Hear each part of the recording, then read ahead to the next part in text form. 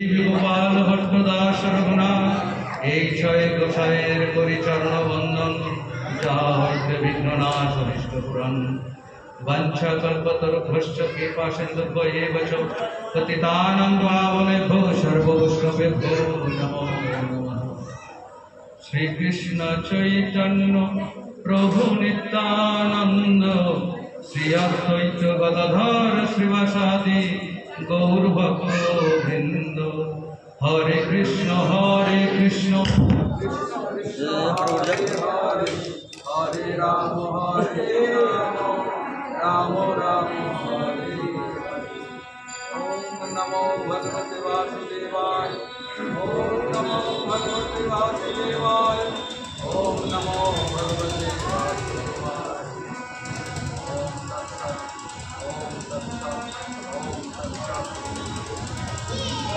ओम तत्सत ओम तत्सत ओम तत्सत। जय बलभद्र जी की जय, सुभद्रा मैया की जय, जगन्नाथ।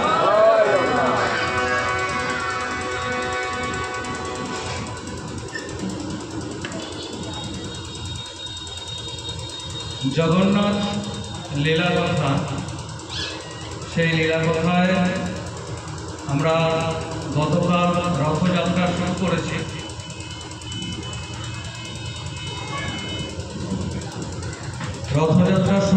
গতকাল।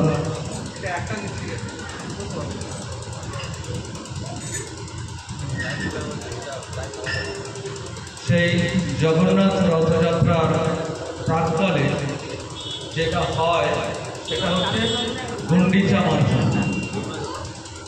এই গুন্ডিচা মার্জন যেটা স্বাভাবিকভাবে শ্রী চৈতন্য মহাপ্রভু, শ্রীমান চৈতন্য মহাপ্রভু এটা পুরীধামে শুরু করেন।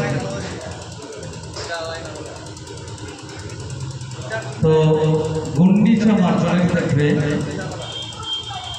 মূলত গুন্ডিচা হচ্ছেন রাজা ইন্দ্রদম্নের পত্নী, কিন্তু গুন্ডিচার আরেকটা বিষয় আছে, ওনাকে দুর্গার রূপ হিসেবে দেখা হয় এবং উনি ওইখানে অর্থাৎ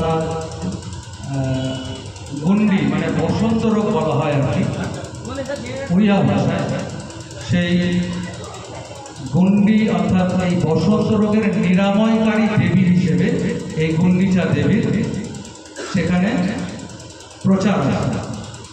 তা আমরা এখানে দেখছি রাজা ইন্দ্রদম্নের স্ত্রী গুন্ডিচা দেবী, তার যে বাসস্থান সেই বাসস্থান হচ্ছে গুন্ডিচা মন্দির। সেই গুন্ডিচা মন্দির যেটা আছে সেটা হচ্ছে মন্দিরের অবস্থানটা 244 হাত লম্বা আর 236 হাত চওড়া। আর এমনি যেটা আছে মূল মন্দির সেটা হচ্ছে 36 হাত চওড়া আর 30 হাত লম্বা। আর নাট মন্দির যেটা আছে সেটা 32 হাত লম্বা আর 30 হাত চওড়া। এইভাবে তিনটে, মানে এটাকে বিমান বলা হয় আর কি। বিমান অবস্থানে এই মন্দিরগুলো, পুরীর মন্দিরও তাই, এই মন্দিরও তাই, এইভাবে থাকে। এবং বলা হয় যে মূল মন্দিরের সংলগ্ন যে সমস্ত জমি আছে গুন্ডিচা মন্দিরে, সেটা 71 একর জমি আছে। এটা হচ্ছে গুন্ডিচা দেবীর মন্দিরের অবস্থান। শ্রী জগন্নাথ দেবের রথযাত্রা আসছে, এই উপলক্ষে প্রথমে